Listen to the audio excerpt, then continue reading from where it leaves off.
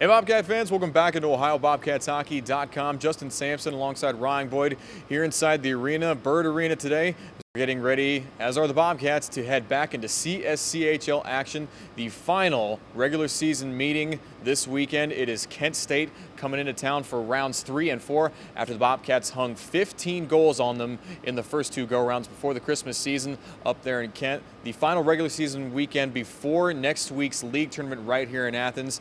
Now, Ryan, after the whole exhibition weekend with the American Cancer Society Ice Coast, Bobcats back into the thick of things, and I think priority number one for this team is to get their offense back on the right foot. Yeah, I think you start from scratch, Justin. They've struggled a lot. They've only scored 1 or 2 goals in their last 5 games, all losses. So they just got to go back to where they were when they were playing so well, when they blew out Kent State twice. You know, and Kent State's a team that has not won a game since January 8th. So Ohio just has to go back to what was so successful earlier in the season. Ohio comes into this weekend 21-11-3 to the Golden Flashes 16-18-1.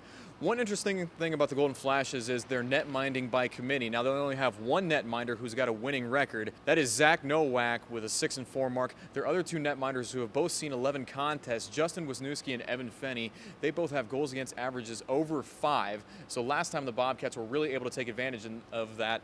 And these past 5 games where they've been held to only 2 or 1 goal in each of those contests, now is the perfect time for the Bobcats to take advantage of this young goaltending. Well, you know, and it goes back to scoring in the first period. Ohio's had a lot of slow starts, especially here at Bird Arena, even against bad teams. They didn't start well against Ohio State. They didn't start too well against Penn State, who's the #1 team. So if they can get started early, they can score goals early on, get a big lead early, they should be just fine in this series.